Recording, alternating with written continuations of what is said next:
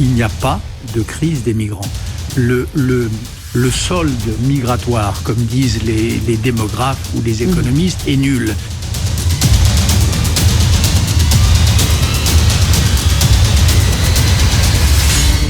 En 2013, par exemple, l'INSEE nous dit, voilà, il y a tant de gens qui arrivent et tant de gens qui partent, donc la différence est 33 000. C'est-à-dire très peu.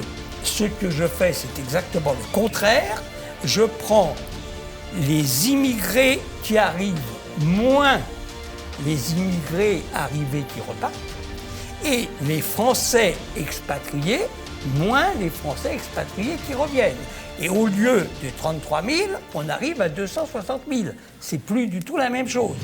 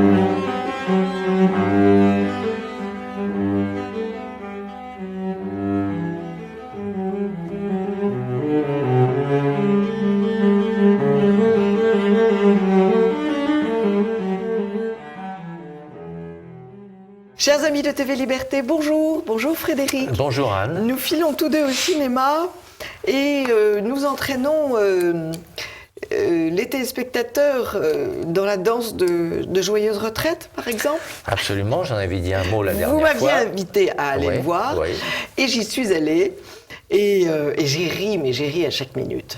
Parce que j'ai trouvé que c'était quand même une satire de notre société contemporaine, gratinée. Oui, c'est une satire drôle, hein, vraiment, parce qu'il y a des satires un petit peu coincées, etc. Oui. Et les deux personnages, vous êtes d'accord avec moi, jouent très bien. Alors, est-ce que vous avez remarqué quand même ce que j'avais dit la dernière fois, qu'il y a deux petites scènes où, quand elle joue la petite fofolle, fille de 12 ans, oui, j'ai pensé à vous, mais bon, elle s'amuse. Vous savez qu'elle a fait de la danse, hein. Mais je sais, elle s'amuse. Mais ce que je veux dire, c'est que... Ça m'a pas choqué. Non, c'est pas crédible, c'est ça que je veux dire, pour une personne de son âge. Mais elle n'est pas si vieille que ça. Elle n'a que 50, elle n'a que 60 ans, mon ami. C'est pas le perdreau de l'année. Non, mais elle ne sait pas encore qu'elle est vieille. Elle a beaucoup de chance, elle ne sait pas encore qu'elle est vieille. Non, c'est drôle. On le sait très tard. Hein, Est-ce que vous avez aimé aussi cette façon de faire dans le film, c'est-à-dire ils sont l'un à côté de l'autre, hein, Michel Larocque et puis Thierry Lhermitte. Et en face, bon, ils s'opposent à quelqu'un, etc. Et alors, ils se disent des petits mots comme ça que les autres ne sont pas censés entendre, un peu de cynisme. Et ça, c'est très drôle comme façon, parce que c'est ça qui fait rire. C'est l'histoire. Sous-entendu, il dit, il me fait chier, mais l'autre en face ne l'entend pas, mais il est à 2 mètres. C'est l'histoire d'un couple très uni. Vous avez tout à fait raison. Qui fait face... C'est parce qu'il est très uni que ça marche aussi. Absolument. Déjà, ça fait beaucoup de bien. C'est rare. Ouais, c'est bien. Alors, c'est l'histoire d'un couple très uni qui prend cette décision absolument débile, mais poussée par nos gouvernements Picsou. Ils ont gagné pas mal d'argent. Lui est inspecteur des impôts et elle refait les mâchoires. En tout cas, toutes les mâchoires qui ne sont pas parties à Budapest, parce que c'est moins cher à Budapest. La première scène est très drôle. Elle a une vieille dame sur son fauteuil de chirurgien dentiste, et cette femme souffre, elle a un furon. Elle regarde l'écran. C'est une dentition complètement foutue, et elle va voir la femme qui a un râteau absolument somptueux, comme en ont toutes les stars de cinéma, toutes les vedettes de télé, qui se sont fait refaire le portrait. Et alors elle dit, bah oui, j'ai fait refaire tout ça en Hongrie. En Hongrie, c'est moins cher. Et alors, elle lui dit, il faut que vous alliez voir leur service après-vente. Ils doivent sûrement avoir un service après-vente. Ça, c'est le petit coup de patte sur, effectivement, tous ces gens qui vont là-bas, et quelquefois, quand il y a des sacrés problèmes... Il y a ça, et puis il y a le fait qu'ils aillent prendre leur retraite au Portugal, parce que le Portugal proposait des aménagements fantastiques. Propose toujours, moi j'ai un ami qui l'a fait. Des allègements d'impôts. Quand vous avez une bonne retraite, Voilà. Lui, c'était 1000 euros par mois qu'il gagnait ou quelque chose comme ça. Donc, c'est fou. Quoi. Donc tous ces gens qui quand même acceptent de se couper. Ils en ont peut-être marre de Paris aussi. Se couper de... Oui, mais enfin, la France est grande. C'est vrai. Et on a beaucoup de côtes, hein, nous aussi, c'est comme au Portugal. Il y en a beaucoup qui sont envahis. Et moi, j'avoue que c'est une décision qui m'étonne toujours. Et puis surtout, se couper de la famille. Et c'est ça le sujet. Oui. Ils veulent partir et ils laissent leur mère et grand-mère et leurs enfants, qui sont les uns et les autres toujours dans des soucis incroyables, des mariages bancaux. Une fille surexcitée et assez chiante, il faut le dire.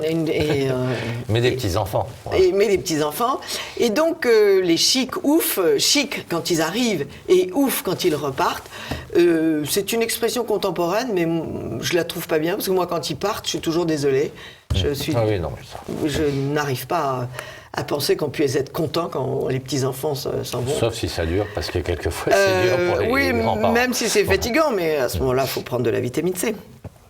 Et c'est plein de situations. Alors, le gag le plus fantastique, c'est qu'il faut qu'ils vendent leur très belle maison, meublée comme nos générations meublaient, c'est-à-dire avec les meubles des parents, parce que nous n'achetions pas de meubles, nous héritions des meubles de nos parents. Ouais, tout à fait. Et alors arrive une espèce de poupée idiote qui dit « Oh, mais il faut dégager tout ça, il faut repeindre. » Ça fait terriblement 1985, c'est daté. Et alors, elle repeint tout en gris clair, parce que ça c'est le gris pigeon, c'est à la mode. Gris tourterelle. Et gris tourterelle, voilà. Et Michel Larocque a cette phrase extraordinaire. Mais moi, je l'aimais bien, le buffet de maman. Oui, non, mais c'est drôle parce que. Et là, on voit le basculement entre cette génération. Ces générations qui arrivent là au pouvoir et les nôtres, parce que on ne se comprend pas. Oui, et puis c'est comme ça. De toute façon, les parents, ils ont changé de leur grand-mère. Bien sûr.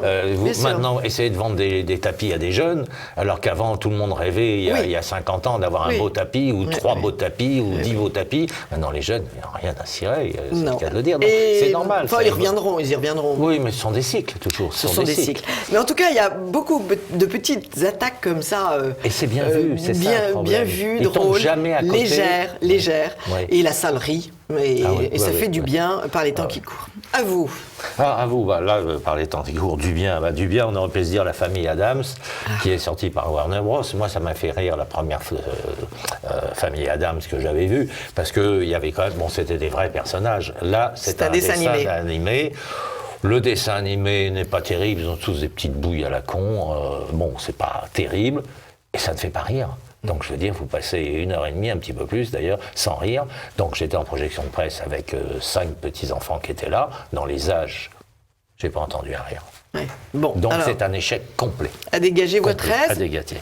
Alors ensuite, moi je vais revenir, puisque je suis allé le voir quand même, Gloria Mundi, de Guédiguian.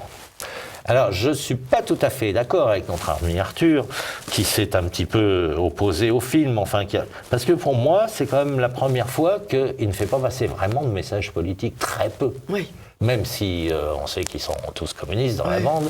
Alors on a la même bande. Ça se calme en vieillissant peut-être. Peut-être, je ne sais pas. On a Ariane Ascaride, qui est toujours très bonne, mais qu'on préférerait filmer de dos, parce que on va dire quand même, c'est pas terrible. On a Robinson Thévenin, qui lui a un sourire niais. Je l'avais déjà vu dans d'autres films. Il est d'une niaiserie, ce garçon. Puis Jean-Paul Daroussin, toujours pareil, renfrogné, toujours aussi laid, toujours aussi chauve, etc. Mais ce sont tous des bons acteurs, à part Robinson Thévenin, que je n'aime pas beaucoup. Je trouve pas que ce soit un très bon acteur. Et l'histoire est intéressante. Il joue l'histoire est intéressante. Oui, l'histoire est intéressante. Le prisonnier qui sort de prison. Il a tué quelqu'un, mais c'était pour défendre quelqu'un d'autre. Donc on ne sait pas, on s'en fiche. C'est pas le méchant criminel. Qui est en même temps poète, puisqu'il écrit des poèmes, il déclame des poèmes, il aime bien aller le long de la mer, etc. Il revient. Sa femme de l'époque, je veux dire, s'est remariée, il avait divorcé, elle l'a remplacée par Daroussin, donc Ascaride, et puis ensuite il y a les fils, il y a les machins, etc. Et il y a un petit enfant.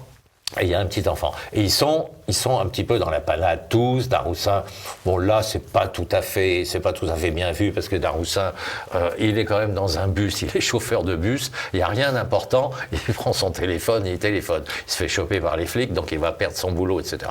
Bon, ceci étant, sur le plan psychologique, c'est bien vu. Alors évidemment, c'est tous un petit peu la misère. Daroussin dit toujours aussi, bon, ah oui, ceux qui ont de l'argent, ceux qui n'en ont pas, bah, dès qu'ils ont un petit problème, on le sait. C'est pour ça qu'il y a eu les gilets jaunes. Quand vous êtes à Arras et que vous avez un petit problème et que vous avez du mal à survivre, on voit beaucoup Marseille. On voit Marseille, pas le Marseille automatiquement qu'il a fait dans d'autres endroits. On voit la tour CGM, etc. Le Marseille populaire est bien vu, c'est bien filmé, c'est toujours très bien filmé parce que c'est un très bon cinéaste. Et moi je trouve justement qu'il ne fait pas ce message dont parlait Arthur en disant oui, et il ne faut pas se plaindre parce que les gens... Non. Et à meilleure preuve, il y a même un petit truc que j'ai trouvé assez amusant quand le père, enfin le grand... Le père, celui qui sort de prison, pardon, va promener le petit enfant, on lui demande où il est allé. Il a dit, oh non, je suis pas allé là-bas où il y a tous les immigrés, je suis allé au bord de mer pour regarder la mer où l'air est pur. Je sais pas si vous voyez la petite connotation quand même. Alors de la part de Guédiguian, j'ai trouvé ça assez savoureux. Je vous dis, il vieillit bien. Oui. Non mais c'est à voir parce que c'est bien joué et c'est bien fait et c'est bien filmé. Un autre ? Alors un autre. Ah, je suis allé voir Chanson douce. Ah. Alors, c'est de Lucie Borletot, que je ne connais absolument pas comme...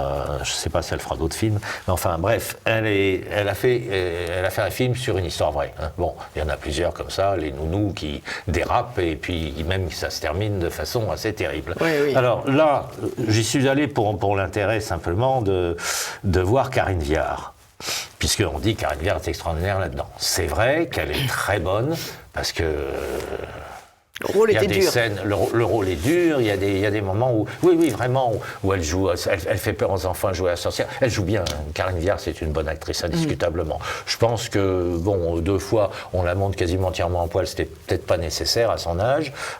Surtout que ça n'a aucun intérêt, ça vient comme un cheveu sur la soupe. Bon, alors, ceci étant, donc, alors l'histoire, c'est Paul et Myriam, un couple qui engage une nounou.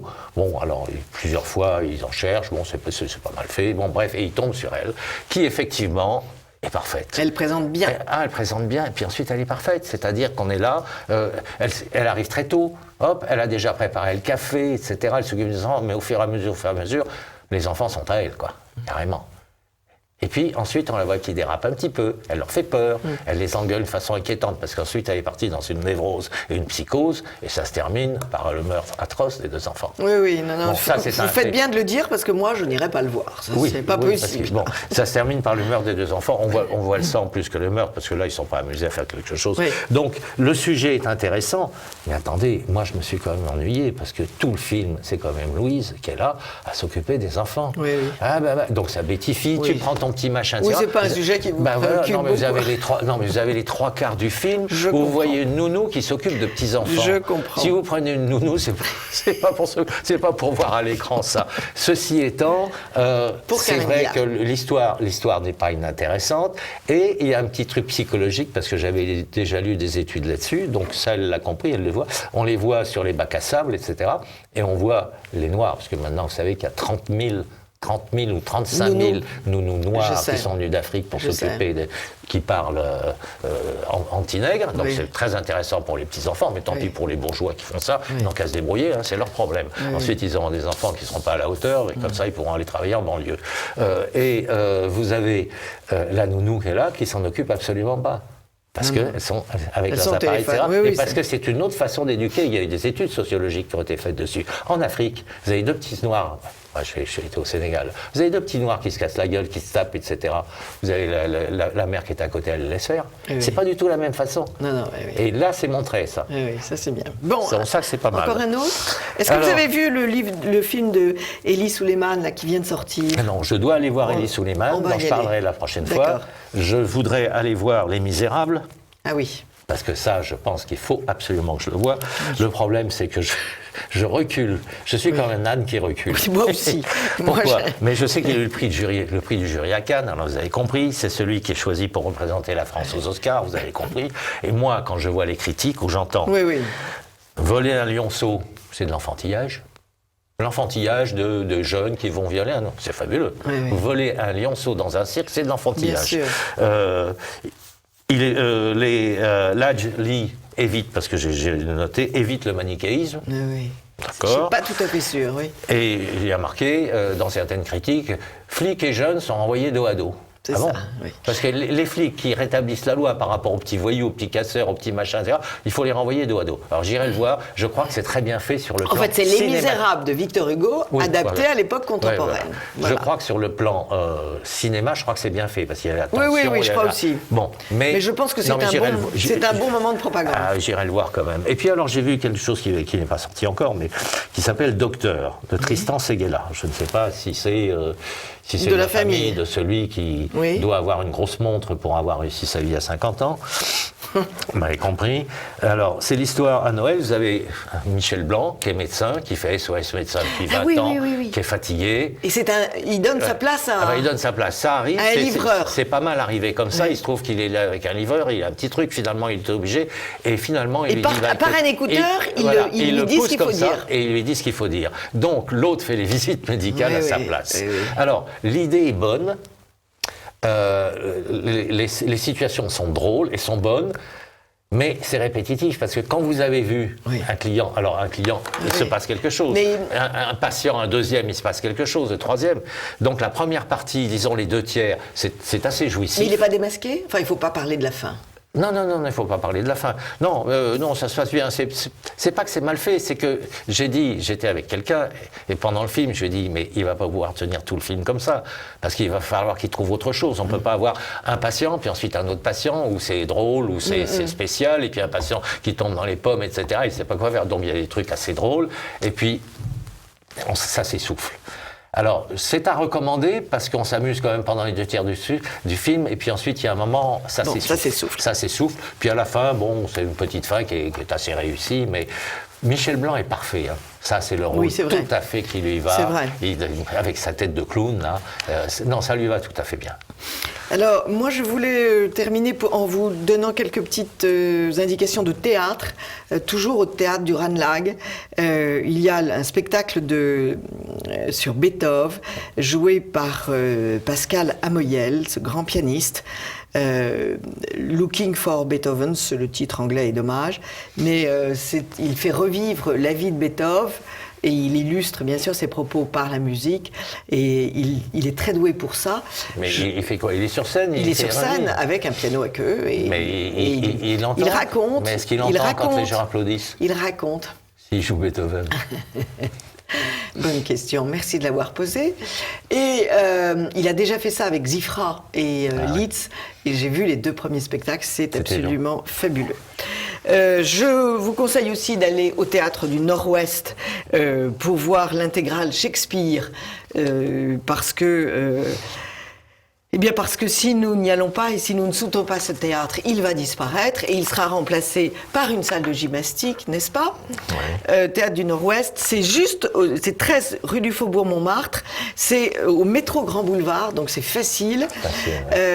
Sauf demain, ce sera un peu difficile. Sauf demain, et on peut acheter un pass pour 140 € et on a droit à l'œuvre complète de Shakespeare. Et tous les jours, c'est une œuvre de Shakespeare ? C'est tout le temps, c'est non-stop, c'est du matin au soir. Le Théâtre du Nord-Ouest, c'est inouï. C'est comme la Samaritaine, il s'y passe toujours quelque chose. On peut inviter déjà les téléspectateurs à aller voir le film de Elie Souleiman. Nous irons évidemment tous les deux, mais je crois que c'est une très très jolie réflexion sur l'hypocrisie du monde. C'est un cinéaste palestinien. Et nous sommes à Paris et il filme des scènes, et c'est un poète, c'est très très bien filmé et son humour est très grand. C'est notre ami Marie-Noël Tranchant qui nous y invite. Ouais.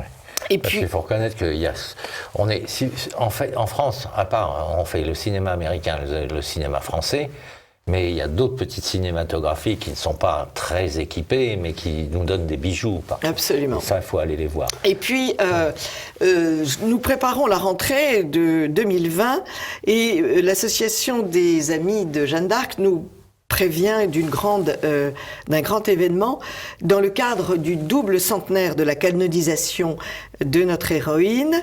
Il va y avoir de la loi du 14 juillet 1920 instituant une fête de Jeanne d'Arc, fête du patriotisme.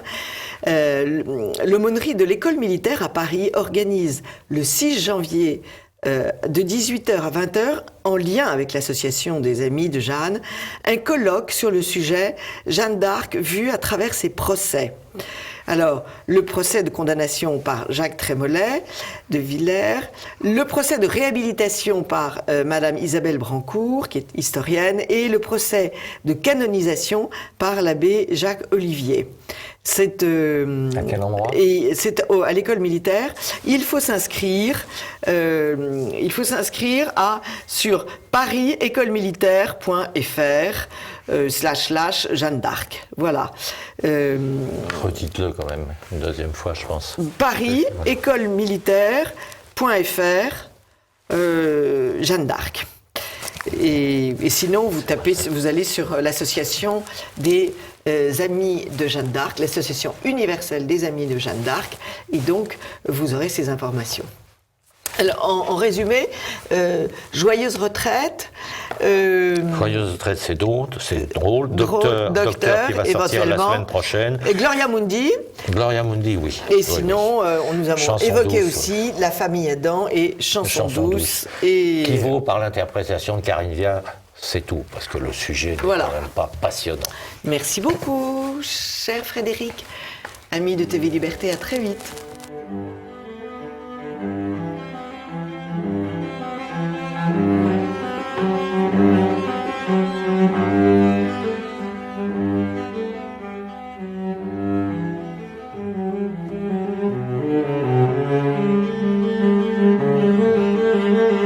Chers amis de TV Liberté, bonjour. Nous avons la joie de recevoir ce matin dans une émission cinéma Daniel Rabourdin. Bonjour Daniel. Bonjour tout le monde. Vous connaissez Daniel puisqu'il nous a offert déjà un très beau film, La Rébellion cachée, oui. Qui est maintenant en DVD et que vous pouvez passer en famille, acquérir bien sûr, et passer en famille, parce que c'est instructif pour nos enfants et ce n'est évidemment pas instruit dans les écoles et dans leur programme d'histoire. Puisque, qu'est-ce que c'est que votre rébellion cachée, Daniel ? C'est un peu la résistance de la France, de la nation, vis-à-vis de la Révolution et de la République de ce temps, sous la forme qu'elle avait, qui était anti-Dieu, anti-catholicisme, anti-foi. Et c'est une révolution de paysans. En fait, c'est un peu l'ennemi qui nous présente comme la révolution de la monarchie et du roi. Non, c'était des paysans qui ne voyaient pas pourquoi ils laisseraient envoyer leur fils aîné dans des guerres idéologiques à l'étranger, par exemple. Et leur curé dépossédé de leur église. Et remplacé par l'épicier du village d'à côté, des fois. Et donc, c'était l'État qui disait, on va aussi réguler la religion. L'imparfait est peut-être pas tout à fait réaliste, puisque il y a 5 églises à Rouen, la ville aux 100 clochers. Il y a aujourd'hui 5 églises à Rouen qui vont être vendues. Et dans l'une d'elles, un astucieux veut installer une brasserie, ça coûte dessous, remplacer le vin par la bière. Ils ont réussi. C'est tout à fait normal. Et les Français qui aujourd'hui sont sans foi et qui sont quand même déroutés en se disant c'est quand même pas normal.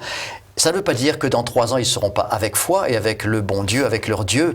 Donc j'espère que ça réveille même les athées qui sont de très bonne foi, beaucoup d'entre eux. C'est un film très émouvant. Et qui peuvent se rendre compte de ce qui s'est passé. C'est un film qui fait pleurer, parce qu'on voit vos paysans marcher à la mort en récitant le rosaire, ou en priant, ou etc.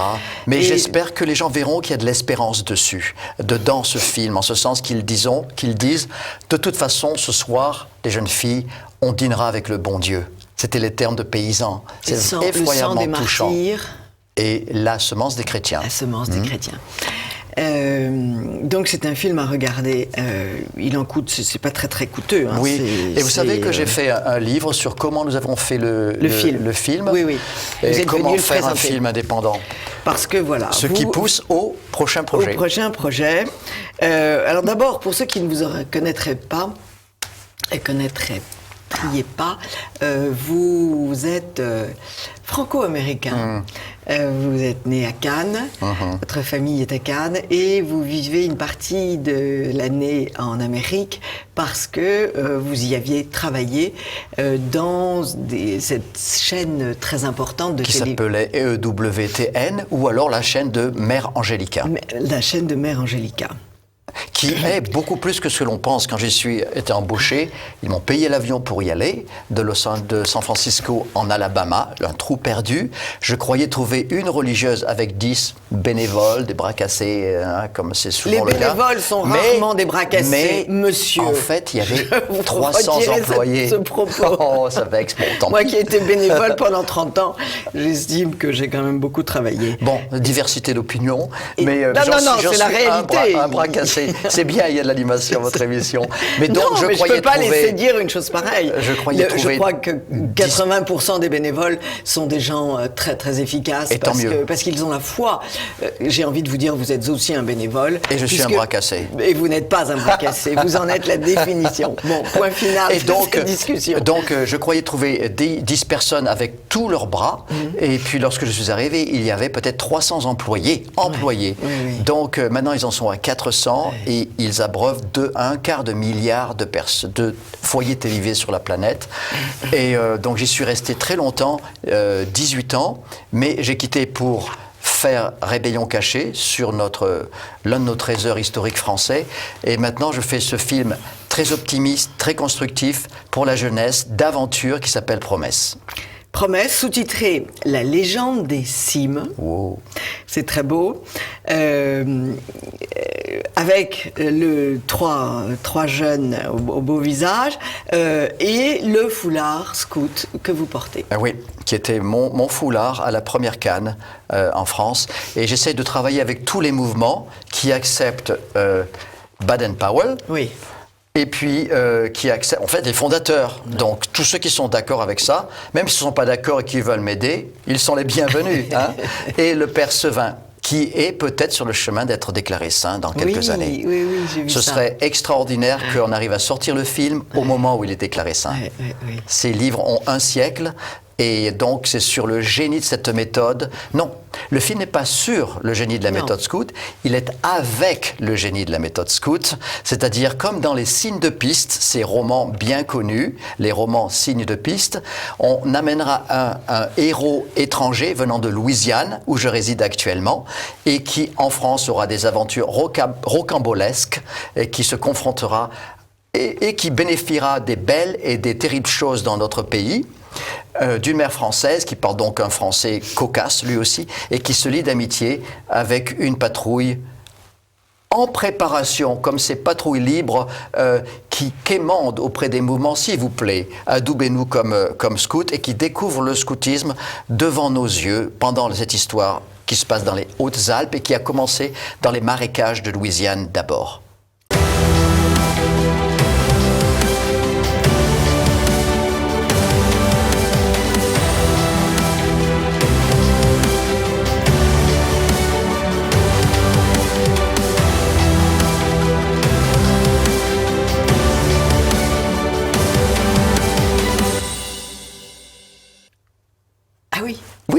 Oui. Donc, pour l'instant, il s'appelle Mike. Tout ça, c'est du titre de travail ou du nom de travail. Et donc, il vient de la partie un peu française d'Amérique. L'Amérique. On pourrait, de nos jours, avoir comme langue globale le français si Napoléon n'avait pas vendu notre Louisiane. Et donc, de la Nouvelle-Orléans, je me retrouve avec des Boudreaux, des Thibaudeau, de tous les côtés qui ne parlent plus le français, mais qui sont passionnés par le projet franco-américain Promesse. Alors, il y a sûrement un grand travail à faire parce que le scoutisme a marqué ceux qui y ont participé, ceux qui en ont bénéficié. Et la société mais autour.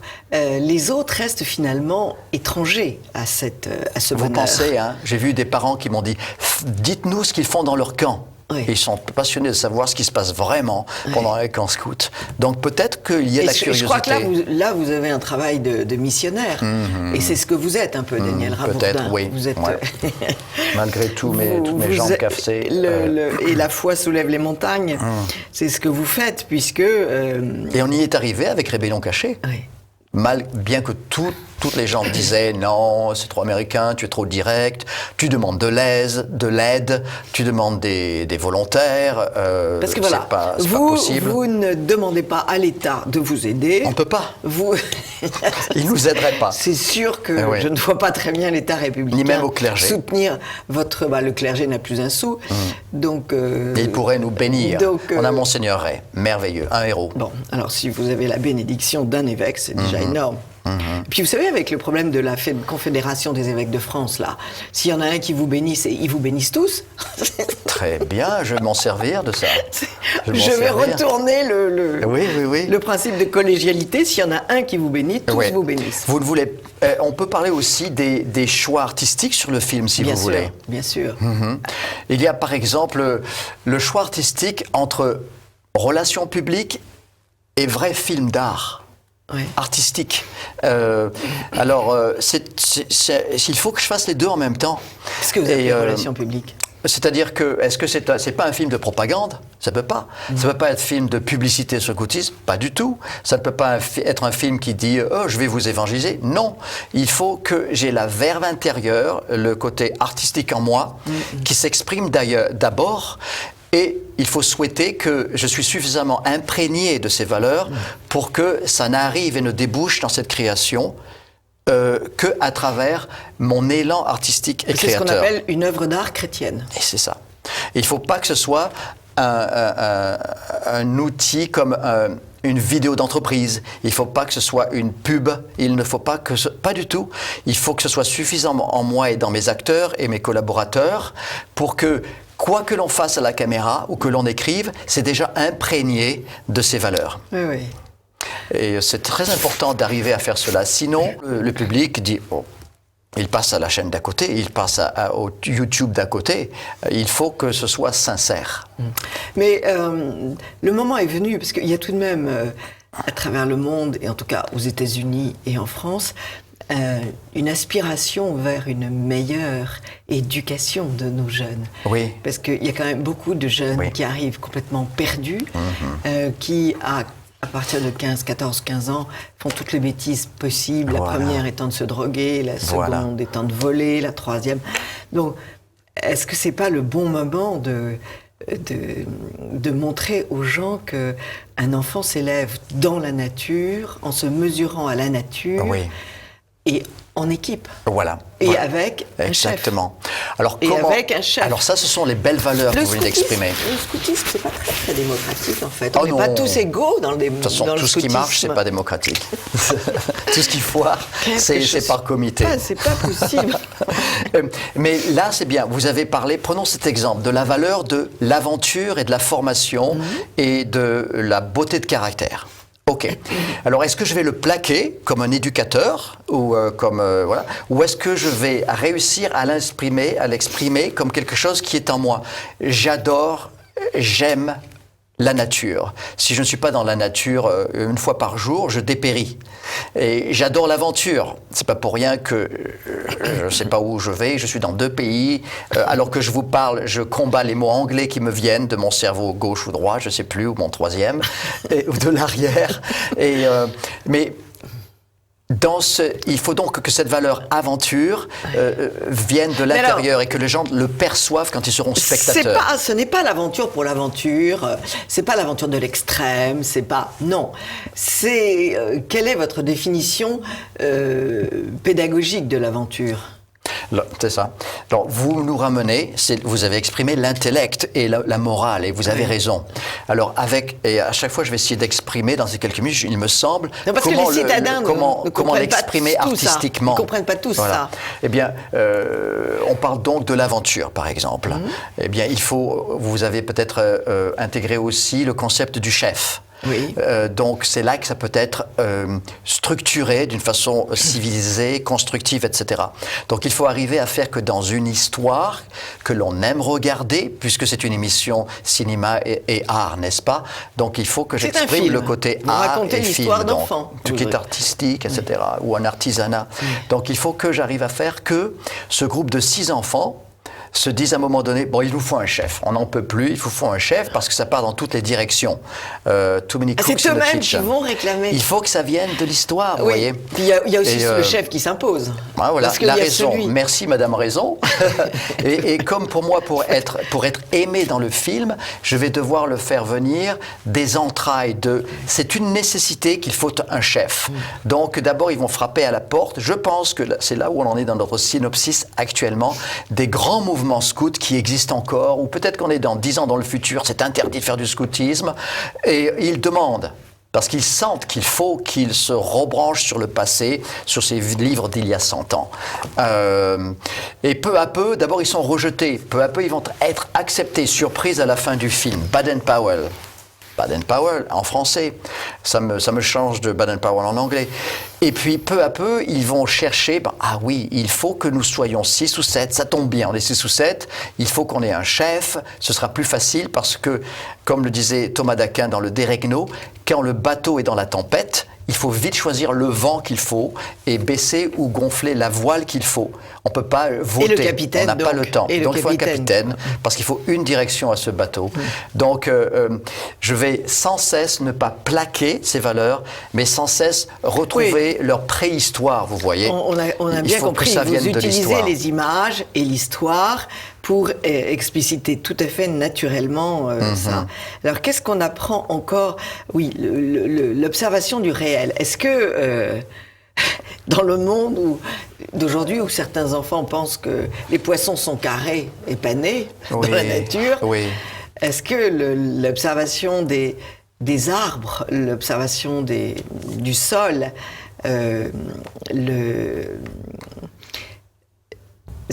la recherche de traces dans une forêt. C'est très très utile parce que nos pauvres petits citadins n'ont jamais accès à ça.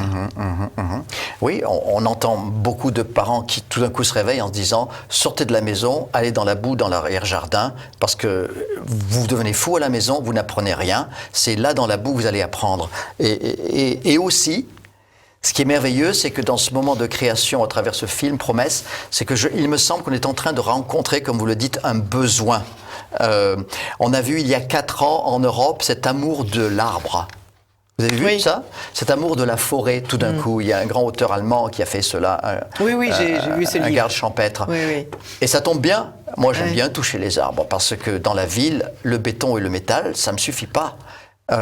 Donc on va essayer à nouveau dans des moments, ce qu'on appelle des beauty sequences, dans des séquences beauté, de faire tout d'un coup dans le silence ou dans les grillons ou dans les étoiles au ciel, de faire ressortir l'admiration, l'exaltation d'un arbre, et même dans un certain sens une peur saine du froid, du feu, du vent, d'être perdu, etc. L'apprentissage de la survie. Comme le dit la Bible, la sagesse commence par la peur. C'est-à-dire on se brûle, en carte, on tombe dans le virage, et c'est parce qu'on s'est fait mal et qu'après on développe une peur que l'on devient sage au sens biblique de sagesse. Donc on va essayer en effet de se retrouver dans ce désir de l'homme, parce qu'après tout, ça ne fait que 50 ans que l'humanité est coupée de la nature. Avant cela, c'était des centaines de milliers d'années où nous vivions avec la nature. Et puis il y a aussi l'apprentissage de l'entraide. Seul, on ne peut rien. Et dans la méthode scout, authentique, les vrais scouts, les vrais, pas les faux, pas les colonies de vacances, pas les instruments de propagande de l'esprit du temps, du politiquement correct. Il y a le concept d'une patrouille aux âges très diversifiés. À cet âge, c'est très différent entre le 11 ans et le 16 ans. Bien sûr. Et c'est l'un des génies de la méthode scout, c'est de mettre ensemble le 11 ans et le 16 ans, afin que le 16 ans apprenne à s'occuper des petits, et les petits apprennent de ceux qui sont passés avant lui dans l'existence. Plutôt que dans les jeunesses nazies ou communistes, ou de colonies de vacances actuelles, on les met tous au même rang, c'est du 11 et 12 ans à la rigueur, et puis la sagesse vient du moniteur, qui est un très bel outil de propagande en fait sur les enfants. Là, ils apprennent, c'est le génie de l'humanité entre elles. Et c'est superbe, et d'ailleurs Baden-Powell disait, vous avez un mauvais élément qui a 16 ans dans votre groupe, faites le chef de patrouille, tout d'un coup il va se motiver. C'est le chef d'entreprise, c'est l'économie libre, c'est la liberté chrétienne, c'est le Fils de Dieu. C'est incroyable, oui. C'est les mêmes ressorts humains. Cette idée que le garnement va devenir un chef honorable. Et c'est beau. C'est une très belle idée. Et c'est beau quand ça se passe sur le terrain. Et alors, pour faire tout ça, vous demandez l'aide. Vous appelez à l'aide tous ceux qui veulent du bon cinéma pour qu'ils participent en allant sur le site Ulule. Et vous tapez Ulule, Ulule. Comme la chouette. Promesse. Ulule, promesse, film. Et ainsi. Et alors, qu'est-ce que vous proposez à ceux qui donnent un peu d'argent? Ils recevront vous êtes au courant? le DVD. Oui, il y a beaucoup de choses rigolotes. Ça s'appelle les contreparties. Actuellement, moi j'aime bien appeler ça remerciements, cadeau de remerciements. C'est plus joli. Voilà. Eh bien, on est en train d'écrire le roman du film. Oui. C'est fou. Oui. On va avoir un roman. Ce sera comme un nouveau signe de piste. DVD. Ils auront DVD. Ils auront selon les différents niveaux. Et puis s'ils sont millionnaires et qu'ils nous donnent un demi-million, alors là, the sky is the limit de ce qu'ils obtiendront. Ils seront exécutifs producteurs, c'est certain. Et en tout cas, ils auront la reconnaissance du ciel, puisque vous travaillez toujours. J'espère. Ad majorem gloriam Dei. Merci beaucoup, J'espère Daniel. le mériter. Et nous tous ensemble, c'est un travail de communauté. Je trouve en tout cas le titre est très beau. Promesse, la légende des cimes, film en préparation de Daniel Rabourdin. Il y a un site internet, il y a. Oh là là. Vous pouvez aller sur Facebook, vous trouverez Daniel partout. Il semble. Et Daniel pourra vous parler de Louisiane. Moi, un jour, j'ai tombé sur un Facebook et Daniel me parlait de Louisiane. On fait des directs presque tous les dimanches soirs à 20h30. C'est assez délicieux, ça. Oui. Cette espèce de pont à travers les continents. Et ce qui est beau, c'est la communauté, grâce à TV Liberté, par exemple. C'est merveilleux. Ah, mais TV Liberté est un élément de communauté fantastique. C'est se réunir en faisant les mêmes choses. C'est la meilleure façon de progresser dans nos combats. Oui, c'est ça. Et il faut que tout le monde s'y mette. Dans nos travaux. Merci beaucoup, Daniel Rabourdin. Et à très vite pour nous tenir au courant. Oui, ça, c'est une histoire qui va continuer. Amis de TV Liberté, à très vite.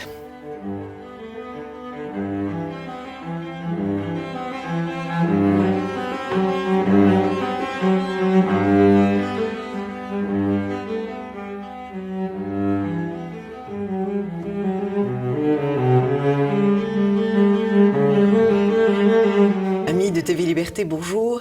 Dans cette rubrique artistique, nous avons la chance de recevoir Patrice Martineau. Bonjour, monsieur. Bonjour, Anne. Vous êtes déjà venu, il y a 2 ans, je crois bien. Et beaucoup de belles actualités depuis.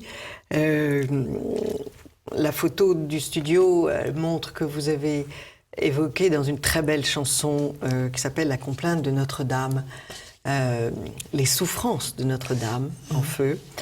Et vous avez aussi écrit, mais ça c'était un petit peu avant, une très belle chanson sur l'avortement. Oui. Vous avez toujours voulu, on va en parler bien précisément, vous avez toujours voulu vous engager. Alors je ne sais pas si l'engagement était le terme juste, mais je me sens tellement concerné que je ne peux pas faire autrement, quoi. Voilà.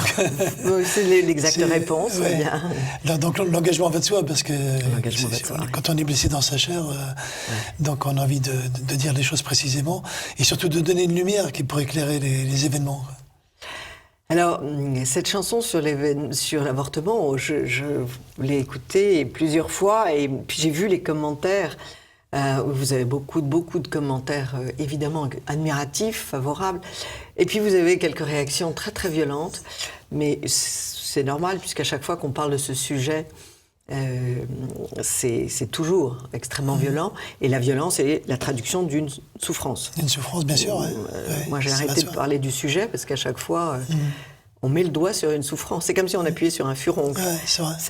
C'est épouvantable.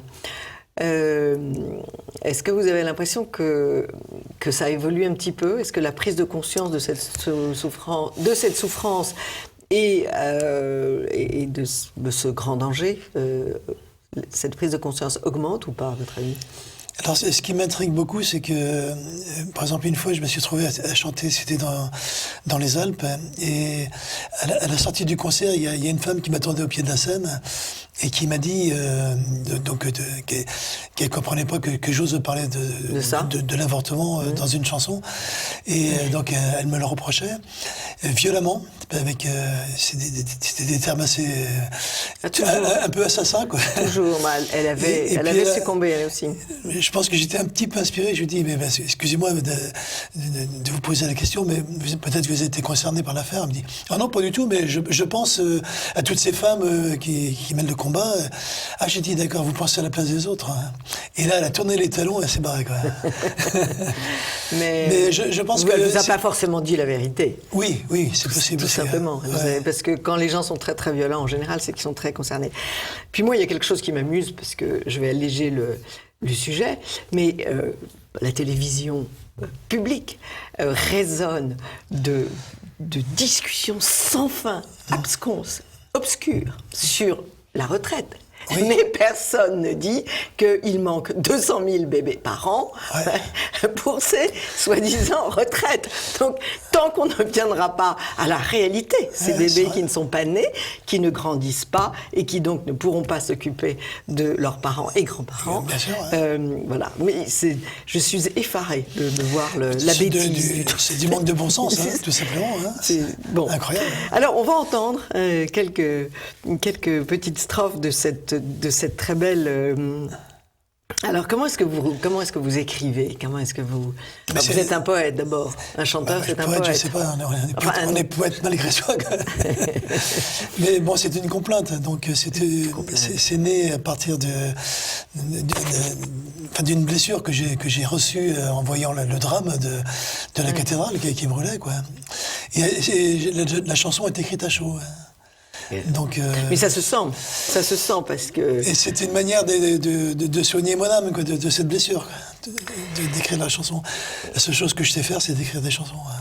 Je vais la lire et après nous allons l'entendre. Parce que je trouve que vous avez vraiment écrit, il y a un petit côté Villon dans votre texte. Dans la chair de la Dame de Pierre, à Paris, il y a étendu sur son île Civière, entre ces deux beffrois, une larme en fusion, un cratère... Une lave. Une lave, pardon, en fusion, un cratère qui provoque l'effort... L'effroi.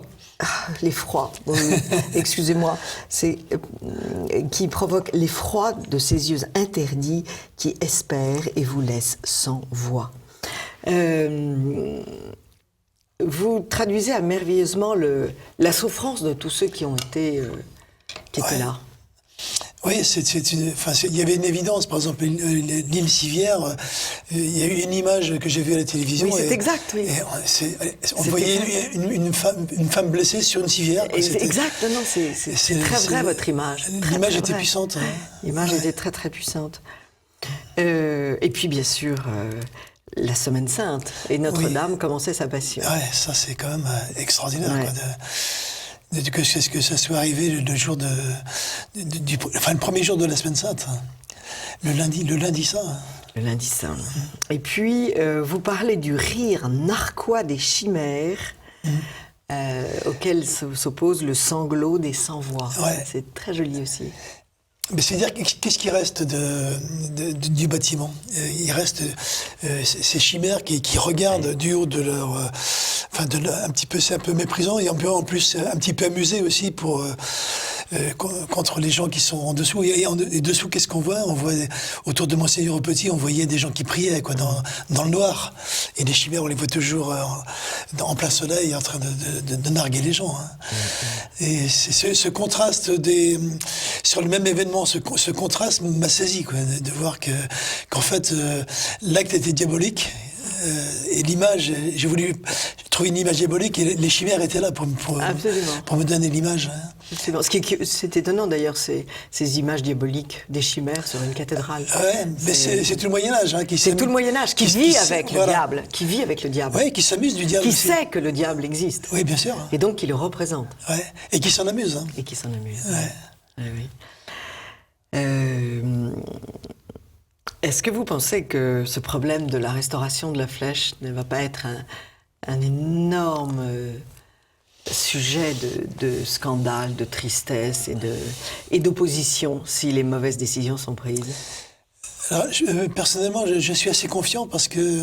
Vous êtes confiant? Oui, parce que Monseigneur Petit, c'est quelqu'un qui a de la poigne, qui a une vision, qui ne se laissera pas marcher sur les pieds et qui est capable de frapper du poing sur la table quand il faudra. Et même si en face, il y a des gens qui sont mal intentionnés, il fait suffisamment d'autorité pour qu'ils fassent peur à ces gens-là, quoi. Mais c'est quelqu'un qui m'a beaucoup impressionné. Bon, oui, moi aussi, vous avez raison, mais je trouve que les forces en face sont tellement énormes et maléfiques que j'ai de la peine à espérer. Mais c'est David contre Goliath. Hein, voilà. Vous savez tout de même qu'il y a eu un concours d'architectes américains l'été dernier pour rénover Notre-Dame. Donc c'est amusant. Les Américains se considèrent concernés par Notre-Dame, ce qui est merveilleux. C'est 2 artistes chinois qui ont gagné avec un projet absolument très science-fiction. Il y a 3 flèches, il y a des coupoles magnétiques, j'ai pas très bien compris parce que je suis pas très savante là-dedans. Enfin, un projet délirant, mais qu'on trouve sur Internet. Ah d'accord. Ouais. Et puis, il y a peu, M. Macron a signé un accord de coopération culturelle avec ses architectes. Avec la Chine. Voilà, on en est là.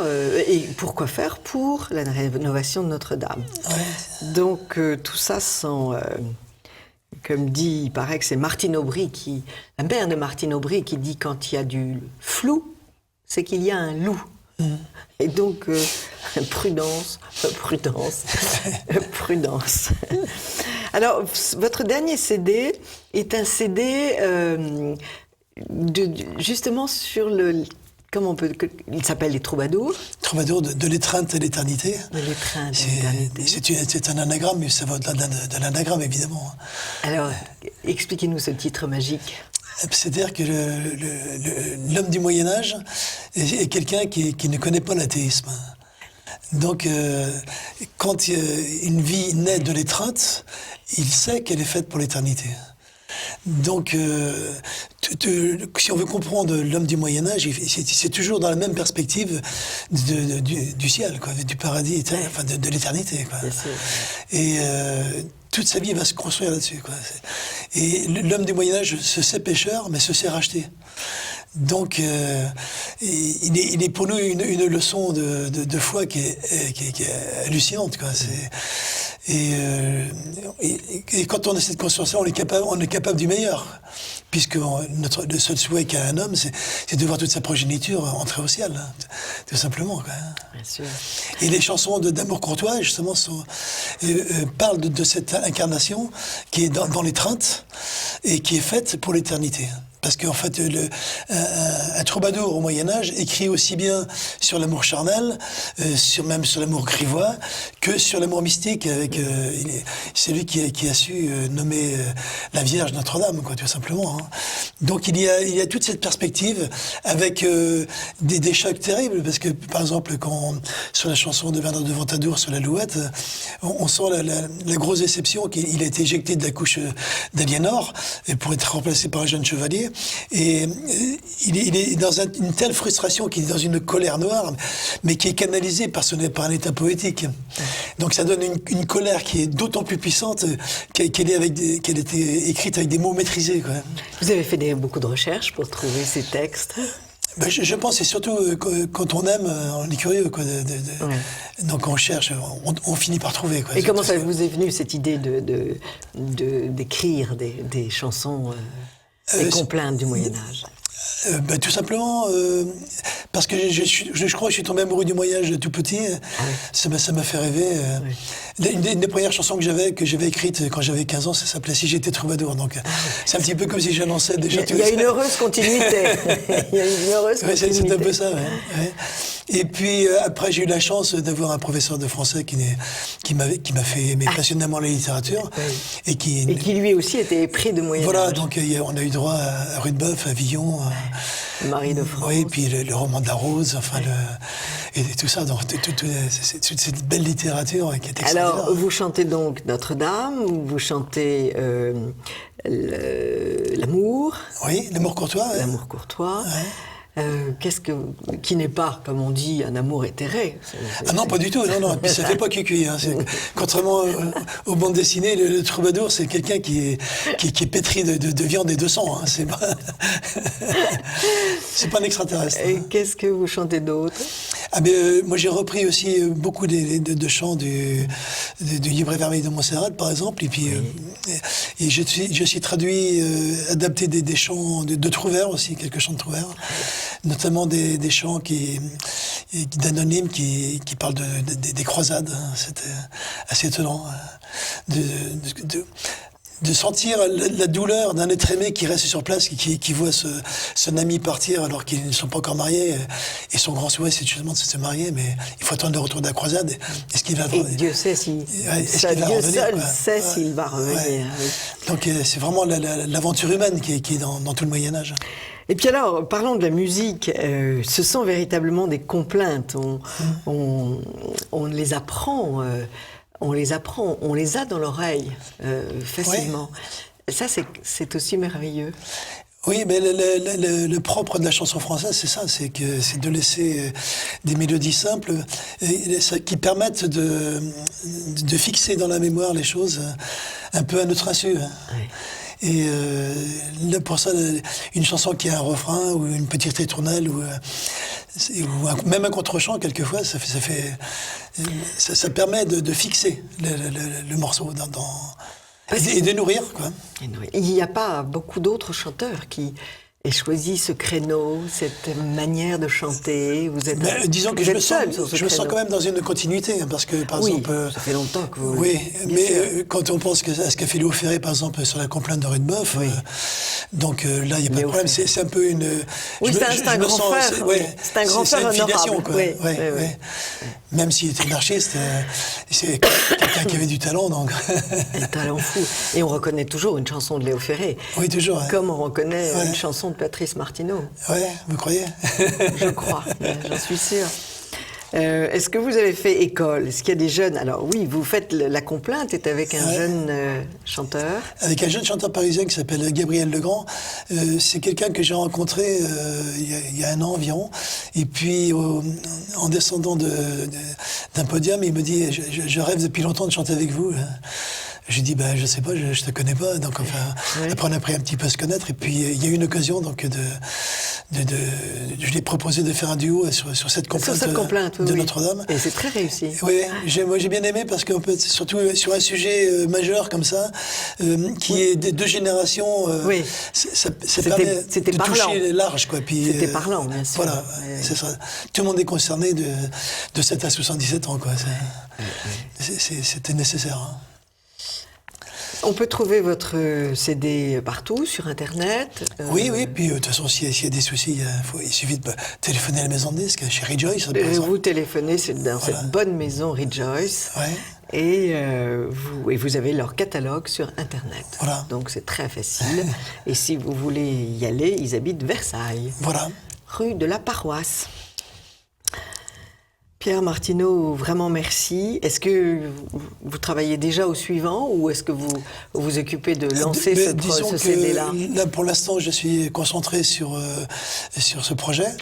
Il va y avoir sans doute un concert à Paris au printemps. Oui, vous allez faire des concerts en province. Oui. Vous êtes demandé par des mairies.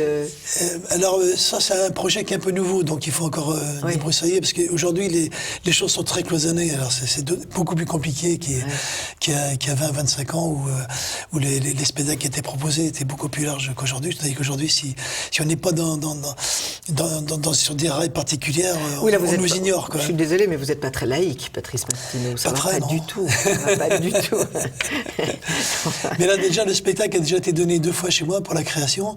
Donc j'ai joué avec mes enfants. Donc j'avais 3 de mes enfants sur la scène. Où? C'était aux Herbiers. Voilà. Et puis pour la première fois, j'avais mon petit-fils aussi qui était avec moi, qui était à côté de moi. Donc, il jouait de la trompette. Ça, c'est merveilleux. Et ce n'était pas de la figuration. Il avait le son. Il avait le son. Non, oui, c'est sûr. Les musiciens font des musiciens. Oui, voilà, en général. Ouais. En général. Mais pas toujours. Mais tous les arrangements de ces chansons-là ont été composés par mes enfants. Donc j'ai choisi, en fonction de leur tempérament, je leur ai donné les chansons qu'ils devaient mettre. Et est-ce que vous mettez sur Internet, c'est une idée, moi, personnellement, je cherche toujours les partitions pour les chanter à mon tour. Oui. Est-ce que vous les mettez pas? Non, c'est peut-être avec la maison de disque qu'il faut voir ça, mais c'est une idée, j'ai jamais pensé. Parce que si vous voulez, en mettant les partitions, vous permettez à tout un chacun, à des chorales, à des jeunes tout seuls chez eux, avec leur guitare, de chanter à leur tour. Oui, c'est vrai. Alors, c'est pas une concurrence, parce qu'ils n'arriveront pas à votre niveau d'excellence, mais ça permet de diffuser votre poème, ça permet de diffuser votre air, et tout sonne chez soi. On prend son petit Internet, son petit téléphone, et on tape. Vous voyez, et on trouve la partition et mais c'est une idée que je retiens. Et que je vais en parler à la maison de disques. Merci. Il y a beaucoup de gens qui chantent et beaucoup plus de gens encore qui chanteraient s'ils trouvaient facilement les partitions. C'est possible. Parce qu'encore une fois, on prend la partition, on met votre CD et on s'appuie sur votre voix pour la prendre. Et donc chaque chanteur s'imprègne de votre texte magnifique. Mais c'est vrai que c'est une très bonne idée que je retiens. Alors, vous nous prévenez le prochain concert que vous donnez? Oui, donc ça sera sans doute au printemps. Printemps. Dans une belle salle parisienne, je suppose. Très bien. Eh ben, on s'y rendra. Avec Rejoice, c'est justement on s'y rendra et vous nous prévenez 3 semaines avant. Oui, c'est promis. Et... De toute façon, j'ai toujours plaisir à être des vôtres. Et merci beaucoup d'avoir créé cette si belle complainte de Notre-Dame. Et c'est un baume sur notre souffrance. Je crois que beaucoup de gens ne s'en sont pas remis. Oui, c'est vrai. On n'y croit pas encore d'ailleurs. J'ai du mal à croire. J'ai pas vu la cathédrale encore sans sa toiture. Moi non plus. Enfin, si, j'exagère. J'y suis allée, mais en fait, on ne voit que d'avion, parce que quand on est au pied, on voit pas. Oui, c'est ça. On ne voit pas. Et alors si, quand on est de l'autre côté de la Seine, on voit qu'il n'y a plus la flèche. Mais on voit. Mais c'est un événement qui fait mal. C'est un événement qui fait mal, oui. D'ailleurs, les artistes ne se sont pas trompés. Beaucoup d'amis peintres qui avaient déjà peint Notre-Dame avant. Mais ce qui m'a étonné, c'est qu'il y ait peu de chanteurs qui se soient intéressés à la question. Il y a juste Georges Chelon aussi qui a fait une très belle chanson. Georges Chelon et puis moi. Donc nous sommes les 2 seuls à avoir traité du sujet après l'incendie. Eh bien, bravo pour cette originalité. Et Georges Chelon qui a fait un très beau disque aussi récemment. Ah, très bien. Vous faites bien de me le dire, je vais aller... Qui s'appelle « Essayez Dieu ». Essayez Dieu. Oui, c'est même ce qu'a dit Pascal. Le pari, vous ne risquez rien. C'est ça, vous ne risquez rien. Bon, ouais. Merci beaucoup. C'est rare un artiste qui fait la publicité d'un autre artiste. Mais quand les choses sont belles, moi je suis heureux d'apprendre que de mes amis chanteurs ont fait des belles choses. Hein. Ouais, ça me réjouit. Bien sûr, bien sûr. On est moins seuls. On est moins seuls, voilà. Et puis, je pense que le service de la beauté ne donne pas de concurrence, quoi. C'est plutôt... Absolument. Et nous travaillons tous pour la plus grande gloire de Dieu. Voilà, tout simplement. Merci beaucoup, Patrice Anne. Martineau. Et nous nous rendrons à votre concert, c'est promis, et nous l'annoncerons à cette antenne. Et en attendant, écoutez cette belle complainte de Notre-Dame. Merci beaucoup, Patrice Martineau. À très vite, chers amis de TV Liberté.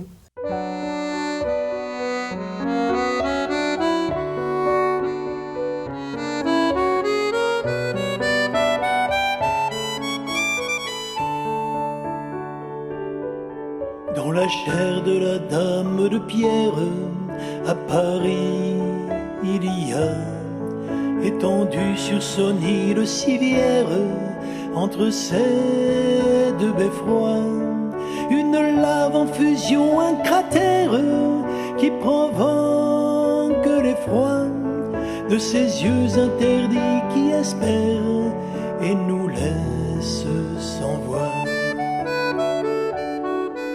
Dans la chair de la Dame de France, à Paris, il y a une semaine sainte qui commence quelque part sous les toits, et de lourdes larmes dans les lances qui aspergent une croix qui se dresse en indolent silence au milieu des gravats. Au chevet de la Dame de Pierre, à Paris, il y a, face au rire narquois des chimères, le sanglot des sans-voix qui mendient dans leur humble prière un miracle, un éclat, une flèche dardant sa lumière vers des nues d'au-delà.